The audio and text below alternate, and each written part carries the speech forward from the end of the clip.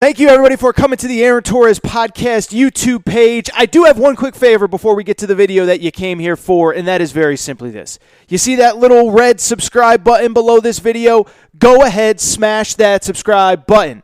It really does help me. It really does help this channel grow and my audience grow. So go ahead and hit that red subscribe button. And now, here is the video that you came here for. With that said, though, let's get to the topic of the day.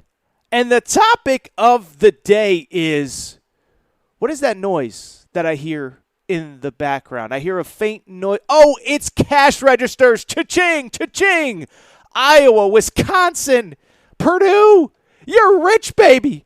That's right, because part of the reason that a month ago USC and UCLA decided to move from the Pac-12 to the Big Ten is that it only enhanced the Big Ten's TV contract. And over the last couple weeks, we've been trying to figure out what that TV contract will look like.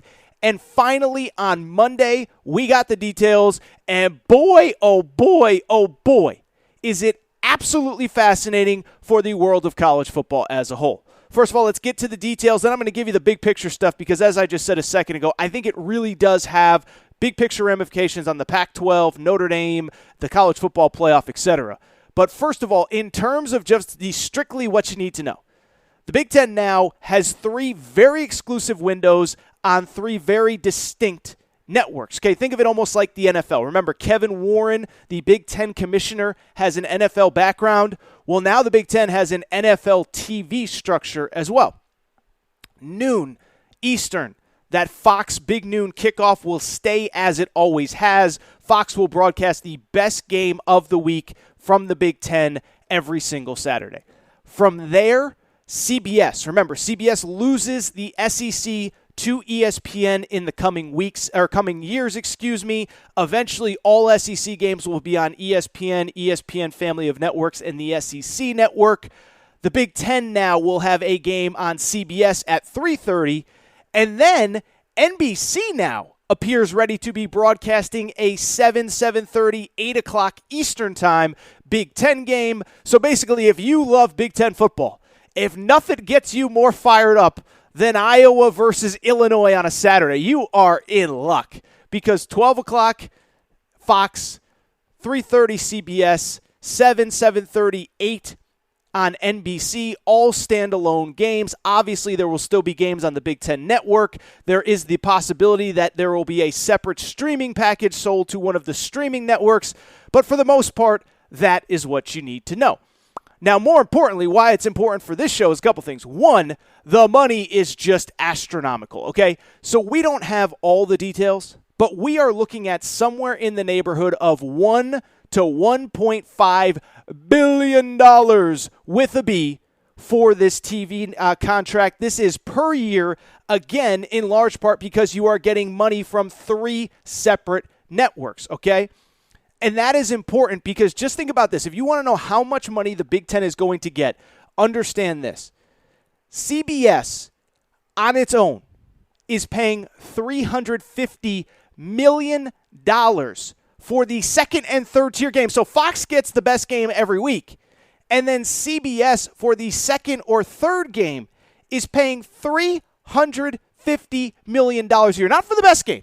Not for Michigan, Ohio State. Not for potentially Penn State, Ohio State, or whatever the best game of the week is. For the second or third best game, CBS is paying $350 million. And that tells you how big of a brand the Big Ten is as an entity, how big the individual schools are, and how much money these schools are going to make. So what does it all mean in the big picture? First of all, my first reaction has nothing to do with anything other than sentimental value, but it is going to be kind of weird. For the first time in 40 years, there will be no Big Ten football on ESPN. Now, don't feel too bad for the Big Ten or for ESPN. No tears for Chris Fowler and Kirk Herbstreit because, as I just said a minute ago, ESPN now is the exclusive rights holder to the SEC. And so because of it, ESPN and ABC will be giving us nothing but great SEC games across the day, right? So they will probably play the best game in a 7:30, 8 o'clock Eastern time window on ABC or ESPN. They'll probably put a really good game in that 3:30 window as well. I don't know if it's going to have quite the feel of the CBS game right now, but obviously if the Big Ten is going to be on CBS, you know what that means. The SEC is going to compete. ESPN is going to compete. And so it's just going to be weird, though, that for all of these years, we have the Big Ten, I feel like, has kind of been synonymous for most of my life with ESPN. Now, increasingly over the last couple of years, with Fox getting the best game, it has been more tied to Fox. Now the ESPN Big Ten relationship, at least for this contract, outside of obviously the postseason, it's officially over. You will not see Ohio State, Penn State, Michigan, Wisconsin, regular season games on ESPN. But to me, where the real interesting conversation comes in is what it means for the rest of college football, right? Because I think, to me, anytime anything happens, especially with the Big Ten, with the SEC, with TV, it always has the trickle-down effect of what does it mean for all of those other things that we talk about? What does it mean for Notre Dame? What does it mean for the future of the Pac-12 if such a thing exists? What does it mean for the college football playoff as a whole? Well, to me, Monday's news actually means a ton for all of that. And so one thing I always like to do, and I think I do a pretty decent job at it, and it's why this show is growing, thank you guys and girls for your support, is that there's the headline, but then there's the story behind the story. And to me, the headline is Big Ten, $1 billion, whatever. Great for Iowa and Purdue and Illinois and Northwestern. But it's the trickle-down effect of everything else that matters to me. So let's start with Notre Dame, because I think any conversation about anything to do with expansion, with TV, with the college football playoff, with whatever, it always has to do with what does it mean for Notre Dame? Is Notre Dame going to join a conference? Does this change anything for Notre Dame?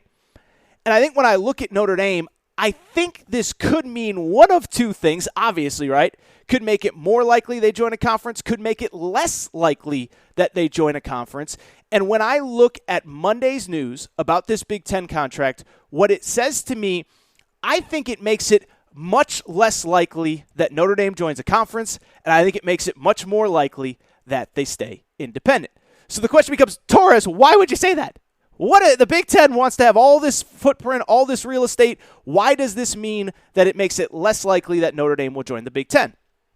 Well, here's why.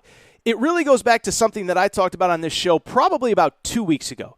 If you remember 2 weeks ago, there was the big report that Notre Dame wanted insane money to stay independent, somewhere in the neighborhood of $75 million a year from NBC to keep to stay independent, keep all their home games on NBC. And if you remember that conversation, what I said at the time, and this was other people's reporting, I'm not claiming that this was my own original thing. I think it was Dennis Dodd who had this report. But that NBC wasn't opposed to paying Notre Dame $75 million. And keep in mind, Notre Dame wanted the $75 million because all these Big Ten teams are going to be in the $80 to $100 million range, and they had to change their contract or they're not going to be able to keep up financially.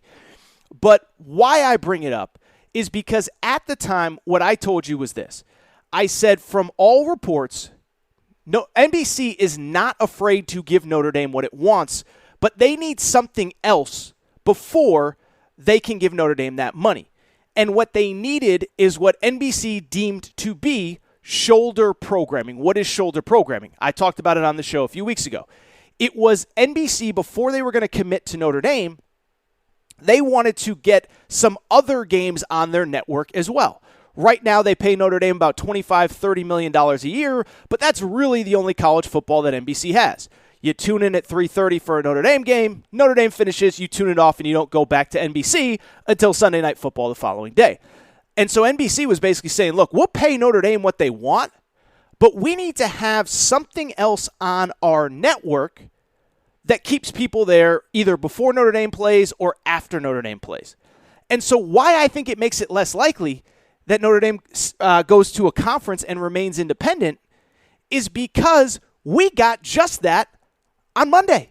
On Monday, we found out that NBC has itself a Saturday night college football package that is the Big Ten.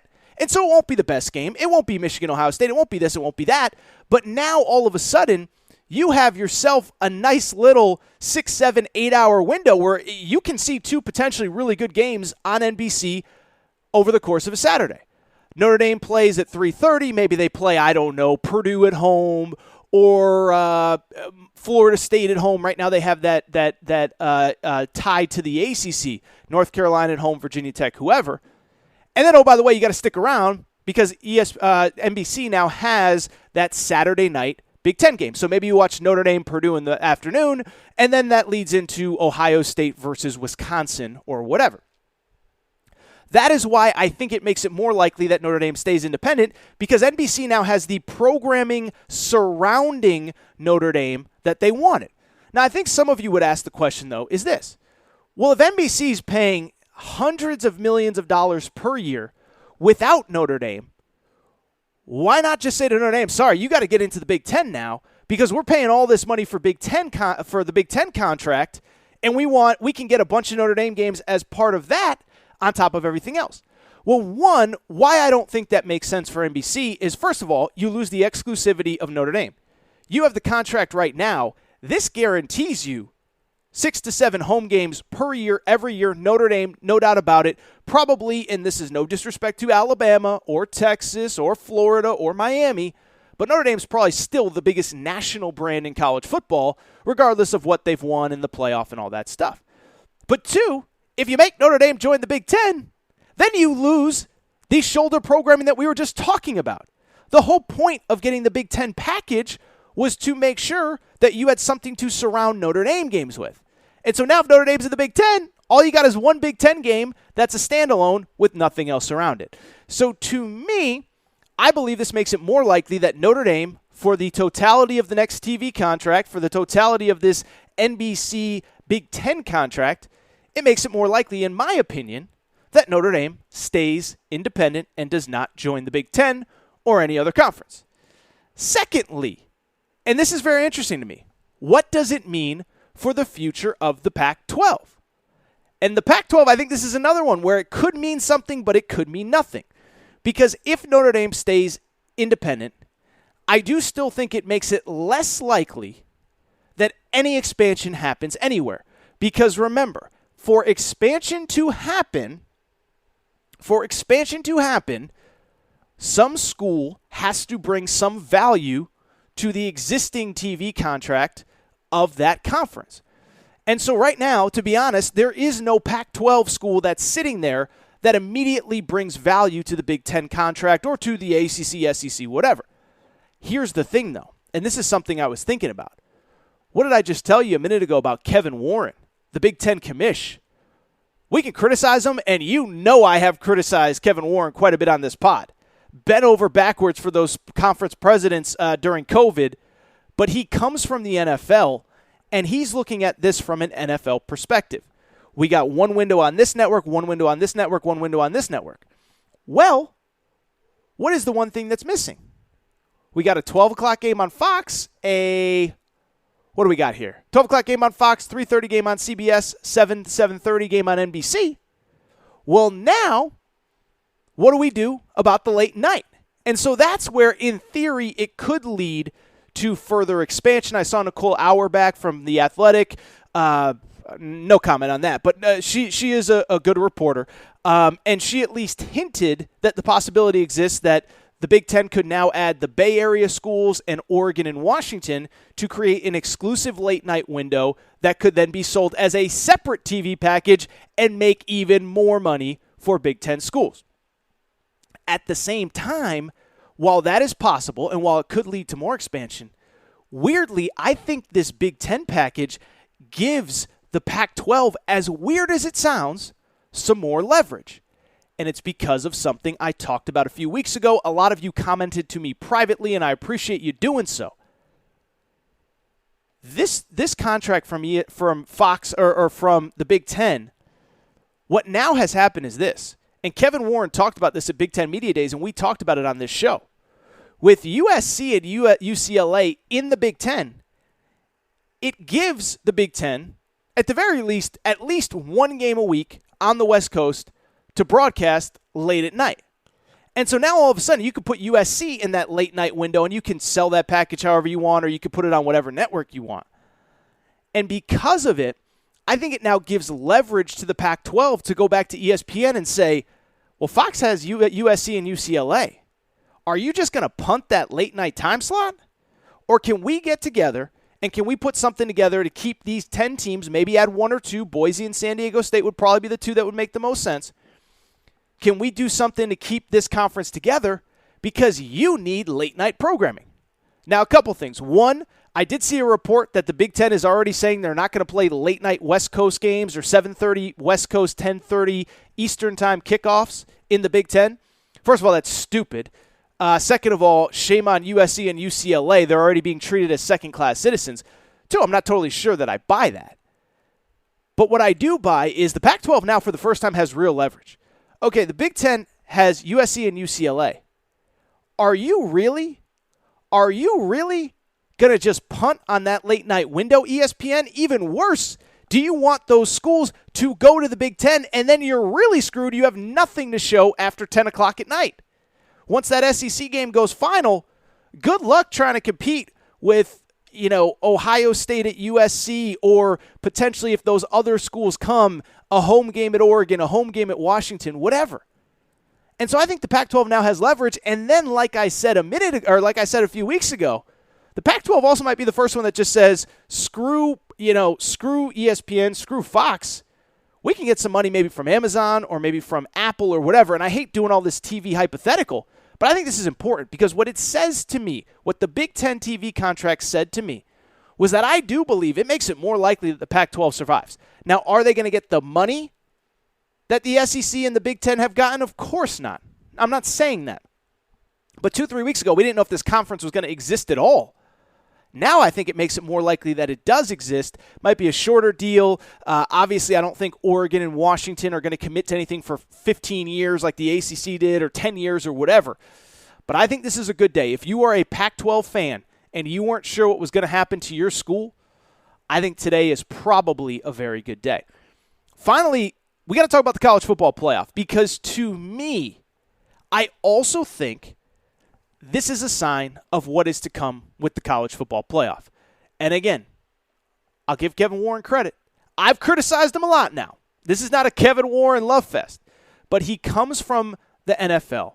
Again, the NFL has, the way that the NFL is structured is they have, games on CBS and Fox during the day on Sunday. The Thursday night games are now going to Amazon. The Sunday night game is on NBC. The Monday night game is on ESPN. 5 different networks competing for NFL coverage because it is the highest rated show every single week, etc. And so why I bring it up, it's because part of the reason that Kevin Warren and the Big Ten fought against college football playoff expansion was because ESPN had a exclusive negotiating window up to a certain amount of time. Well, now the Big Ten kind of just set the blueprint of what a future college football playoff TV schedule could look like. And you guys and girls know that for years I've never been in favor of an expanded playoff. Now, last summer when it looked like it was coming, I just accepted it. I don't know if it's better for the regular season in college football. I don't know if it's a better way to determine a champion. I'm still a believer that, college football is the only sport in America where you have to watch every single week. I don't know why you want to denigrate or devalue the regular season. But whether I like it or not, a 12 and 16 team playoff is coming. And one thing that did stand out to me when I saw that Big Ten TV contract the other day, what stood out to me was, this is going to look like the NFL playoffs. You know how the NFL playoffs work, right? You have those Saturday wildcard games, and they're on one network, and then, Fox gets its wildcard game, and ESPN now has a Monday night playoff game. Remember, the Rams and Cardinals played a Monday night playoff game last year. And then, Fox has this round, and whoever has that round, and then you rotate the Super Bowl. I think that's where we're going with the college football playoff. Now, is it 12 teams? Is it 16 teams? How the structure works, I do not know. But I think that's where we're going, and I think that new college football playoff contract is going to be opened up to all of these networks. And now that all of these networks have an investment in college football, we know ESPN does, we know Fox does, we know that CBS and NBC now do. I think we see a world where the college football playoff gets shared among all of those networks, where maybe, if it's a 12-team playoff, you get those 4 opening kind of wild card games. Maybe 2 go to NBC, 2 go to CBS. Then the following week, you get a doubleheader on Fox, a doubleheader on ESPN. Then you get the 2 semifinals, 1 on Fox and 1 on ESPN. And then you get a rotating national championship game on NBC, CBS, Fox, whatever, ESPN as well. And so that, to me, is probably the biggest sign of what is to come. I've criticized Kevin Warren for a lot, but I think he opened the Pandora's box to the reality that college football, as different as college football, maybe some of the semantics of it look from even a few years ago, when I talk about NIL, the transfer portal, whatever, I think the regular season, the postseason, and viewing habits are going to look quite a bit different thanks to this new Big Ten